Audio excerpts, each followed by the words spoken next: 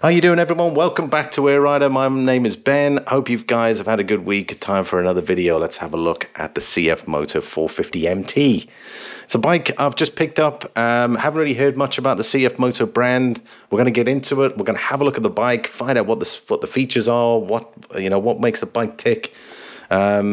What's the engine like, what's the specification like, what sort of pricing, and of course leave my verdict at the end of the video.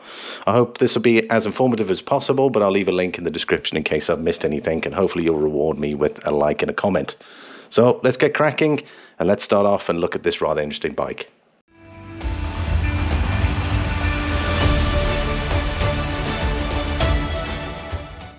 Right, what is the 450 MT all about? Well, basically, for those that want to venture off-road and obviously also possibly use the bike for a bit of commuting, the bike has that capability, which is great.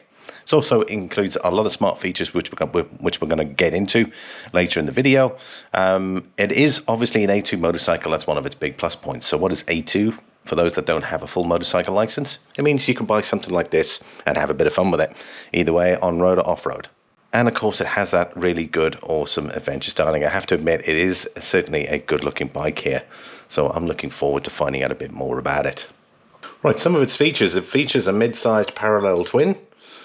You're also looking at a decent dry weight of 175 kilograms. It also features a KYB suspension, front and rear with excellent stroke, which we'll get into later.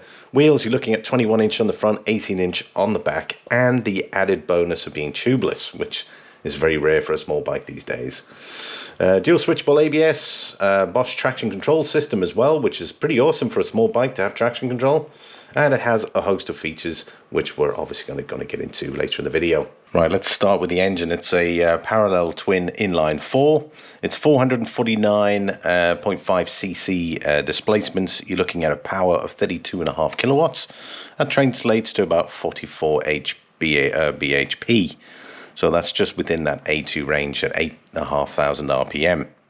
Torque range 44 newton meters at 6,250 RPM, and of course the fuel system is Bosch electronic fuel injection, and that's mated with a 6-speed wet multi-plate slipper clutch transmission. Some additional specs there. Fuel capacity at 17.5 liters, which I think is pretty decent for a entry-level motorcycle.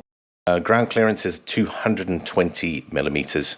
Seat height, you've got a standard seat which is adjustable. I presume it's kind of locked into place with some bolts, so you can adjust the actual height. It's probably one of the first bikes I've seen that has an adjustable seat height as standard. So you've got 820mm standard, and then you can lower it down to 800 if you want to, which I think is pretty good. At least the bike has that flexibility, and of course it's going to save you money. You don't really have to buy another seat. However, for those that want a taller seat, you can obviously organize that through the accessories, and you can go as high as 870, and you can bring that down slightly to 850 millimeters. In regards to the braking system, what you're going to expect is a 320 millimeter single disc, which is a pity really. I thought they might have would have made sense to me to put dual discs on the front. But anyway, that's what it is. It's obviously full piston. On the rear, it's 420 millimeter single disc with a single piston. Front tyre 21-inch and 18-inch rear, and of course you got wire spoked, and they're tubeless as well, which is great to see on an entry-level motorcycle. ABS, dual channel ABS, obviously rear ABS switchable. Traction control as well, which is another nicety, especially for a affordable entry-level bike. Right, looking at the KYB suspension, both front and rear. The front features 41mm forks, adjustable compression and dampening, and that's going to give you a good stroke there of 200mm, which I think is excellent for this sort of level of motorcycle. When we look at the rear, we've got rear multi-link rear shock, adjustable preload, rebound, and that also gives 200mm of stroke, which is interesting. But you know, some bikes that I've done comparisons with, the rear doesn't perform as well as the front. They've done very well here. They've balanced the bike nicely. This is what I asked for on previous bikes, and that's exactly what they've done. So good job, CF Moto. The headlight system appears to feature a obviously low and high beam in separate sections, and of course there's a nice strip daytime running light which runs in between them, which I think looks really good. I certainly like that tall, slim look of the actual light cluster, and then just above it you've got the windshield as well. The proportions look really good. Right, looking at the switchgear and the TFT display. The switchgear to me kind of looks a bit low quality, unfortunately. I mean, I'm looking at the buttons here, and I've seen numerous bikes that have very good switchgear, and I just think they could have really done better there. I don't know. What do you think, guys? I'd certainly appreciate your feedback on that. The TFT display, unfortunately, not much information out there, or no images, bar this one here, and you can only really see it just on the top section. But it does have smartphone features, phone mirroring, Bluetooth connection, and so on. But they don't really give us much information based on the websites. And I've looked at all the websites, all the CF Moto websites, and unfortunately, that's all we got.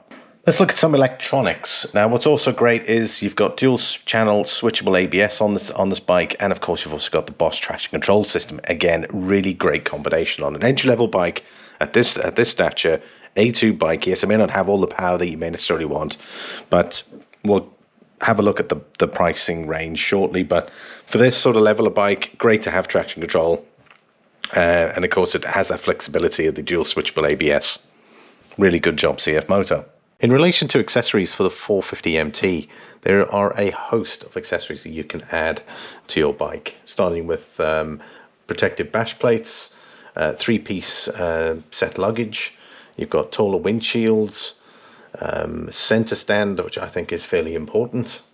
And then, of course, you've got the raised seat if you want to go that route. And there's also crash bars and so on, and luggage brackets that you can go with. And there's also some soft luggage. So there's a fair few accessory options available to you. Right, let's have a look at pricing. Now, unfortunately, there is no pricing released for Ireland. As I said, there's very limited dealers in the Republic of Ireland.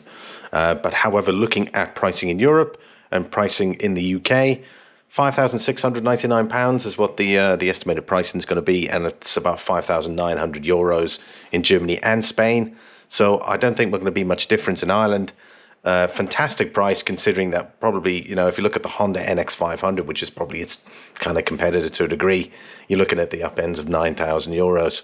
So to shave off a few bob, let's say anything under two grand, I'd say it's pretty well worth a look. But what do you think? Do you think the bike's worth a look, considering all the specification it comes with? Because I tell you what, I'd definitely be having a look, especially at that sort of money. Let me know below. Right, guys, it's time to move on to the verdict. Now, in my opinion, considering the influences from KTM, the engines that they make for the KTMs, they've obviously taken a lot of influence from KTM when they've designed this bike. Obviously, it costs a fraction of a price in comparison to a KTM, and you're still getting all the electronic wizardry you're going to need: the traction control, the ABS. You're also getting the tubeless tyre systems, smartphone connectivity for the display. Not a bad engine, A2 license. I mean, the bike comes with a whole host of features, and some features aren't even available on some of the bikes. I mean, the adjustable seat height being one of them as well, and of course traction control on this sort of level of price of bike. Looking at the quality, look, I mean, the switch gear, I mean, this is something I picked up. They obviously haven't spent a lot of money in that department, but if I have a look at the overall design, the design looks really good. I love that actual slim look of it, and I like the break up the actual headlamp units. They've got KYB as well for the shocks. It offers excellent stroke on relation to the suspension. I mean, what's not to like about it? It's got decent range, 17.5 litre range. It's got that capability to go off and on road. And I think it is a bike that we're probably going to see more of, and we're probably going to see more of the CF Moto brand in the near future, because if this is the sort of bikes they're bringing out with that's going to shave off a couple of grand in relation to some well-known makes, who would want to turn them down? I'd say go have a look at it, take it for a test ride, and then come back here and tell me all about it. What did you think? What was your thoughts on it? How did it feel? What was the quality like? Because at the moment, I haven't seen them. They haven't got them in Ireland. So it'd be great to actually physically see one. So I'm looking for your information in relation to that. So I'm looking forward to it. Let me know down below, everyone. And of course, leave a like. But that's all I've got time for. Thanks so very much for watching this informative video. And of course, I'll see you all in the next video. Bye for now.